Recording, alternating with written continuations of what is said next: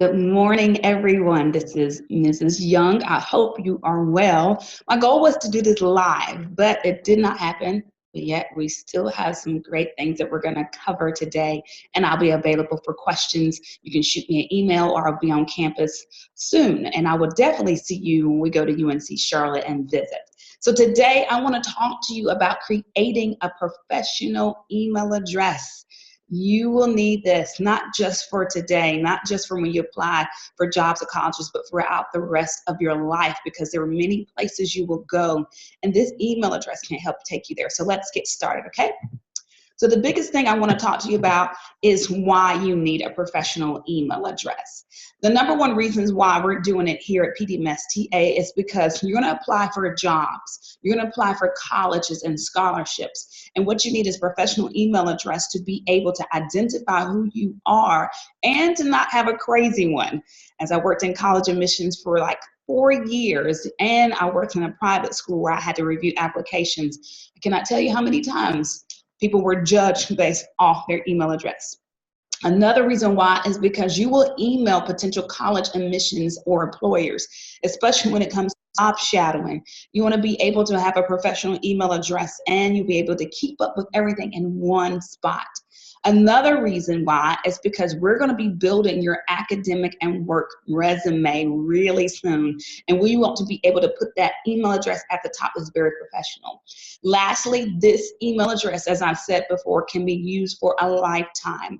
Now, ladies in the room, when you get married, yes, it will change. But for our gentlemen, literally, you can use this for the rest of your life as you go forth and do great things. So let me talk about what not to do. So this young man wrote an email to Tulane University. He's very professional. He says, "Dear Mr. Shipman, my name is blah, blah, blah, and we met last week. I was really impressed with Tulane. I'm interested in double majoring in political science with a concentration in social justice and management with your entrepreneurship track. I am really motivated and a dedicated student, and I truly believe I will make a great addition to Tulane. I've been placed on a waiting list, but I can assure you, if you admit me, I'll be a strong and mature addition to the Tulane community. If you have any questions, please let me know." Now there's a couple of grammatical errors. What do you see on here that's probably not a good idea what he did? I think you see it. bluntforlife@yahoo.com is his email address. Listen, please don't do this. I have seen email addresses for those who want to get into Carolina that says ClintonFanForLife@yahoo.com. I have seen email addresses that may say things like, "I belong to Satan, I'm not even kidding," at yahoo.com. So it's so important that you put your best professionalism forward, because first impressions are everything. So let's make a first great impression. And this is what I want you to do at this very moment. I want you to go to this website. You're going to Google it, but if you can, type it in, https:// after the colon, accounts.google.com, sign up.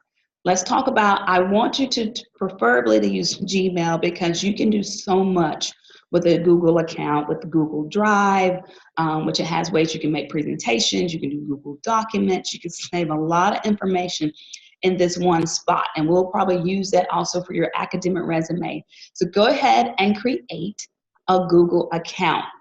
Once you do it, this is what you'll see on the board. You'll see create your Google account. Let me go right here and see if I can annotate that. So this is what you'll see when it's time. Right here. So you go ahead and create your Google account, and then you put in your first name, your last name, all that kind of great stuff. You can use letters, numbers, spaces, and periods. And then it's going to ask you to, right here is where you're going to land to create your username. Now, stop right there. Be very careful when you do this, okay? Here are some examples for an email address that I want you to strongly consider. And if I was in the room with you, I would absolutely make you do this. So I want you to try to use your first name, your last name. So first name dot last name at gmail.com. Some of you have very unique names, and you will find that it will take it immediately. So just put in, like, for me, it'll be adrian.young and then at gmail.com. If you find, oh, I can't, it's already taken, it's okay. You can do things like add the year that you're going to graduate at the end. For Dawson and Lawson, y'all can do like add twin at the end. That is cool.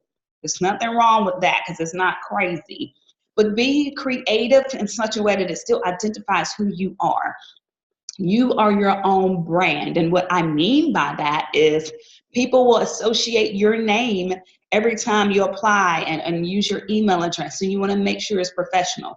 For me, currently, I've had this email address since before I married my husband, and it's mrsasyoung@gmail.com, and I use it for everything. Now I have several more since then. For instance, my business one is adrianyoungministries@gmail.com. So make sure, I prefer you do like first name dot last name. Play around with it, and once you have it, set a password that you can remember. You can use 8 or more characters with a mix of letters and numbers and symbols. Okay? So make sure that you use it, that you can remember. I strongly suggest that you do a sentence. It could be Dawson loves football, exclamation point. Write it down if you can't remember it. Put it in your phone, please. I prefer you use a sentence, that way it's easy, because if you use just random characters and letters, you may forget what it is. But go ahead and do your password. Make sure that you use a mix of letters, numbers, and symbols.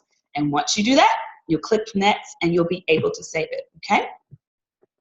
Now, after you do that, we're going to move on to the next step, because now that you have created a professional email address, you get to do something fun. Now you can use it starting today, meaning you can create a College Board account today. If you have time to do this, or if you don't have time to do this, I prefer you do this later after class, maybe later on tonight, maybe on the weekend, especially for those who are definitely going to go the college track. You can create a College Board account using this this website, www.collegeboard.org. It's going to say you don't have an account, so you're going to sign up right there on it. Create that. You could also create a Common Application account. I'll teach more about the Common App next semester. But what this allows you to do is you use one Common Application to apply to many different colleges. There are hundreds of colleges on this. So you just fill out one application, and it will spurt to different colleges that you have interest in. Now, keep in mind, even with this regard, some of our colleges require you to have a different essay to answer 5 different questions. So although you have one common account, you still may have to do different things for the account. I'll also introduce you to those who may be looking into doing North Carolina schools later on in the semester, starting in the fall of next year. We'll also introduce other accounts and things that you can join to be part of that. But these are the 2 most common ones. And I would love for you to do this and complete this either right before we go to UNC Charlotte or right when we return. When we visit UNC Charlotte, you may have the opportunity to fill out more information, and you'll use your professional email address for that as well. So these are 2 things that you can start today. If you have any questions, you can shoot me an email at ayoung@pdmsta.org, and I'm happy to address those. I can't wait to see you visit UNC Charlotte. I will speak more about your attire for that occasion.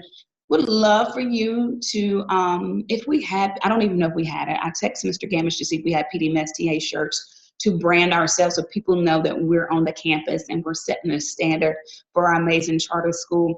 But we want to look professional in that regard, meaning, and I know y'all already do this. I'm not asking you to wear khakis or anything like that, but of course, jeans, Letterman jacket depending on the weather, but we're going to set a precedence. You'll be the first to visit this campus, and we want to let them know how excellent you are and how that you carry yourself.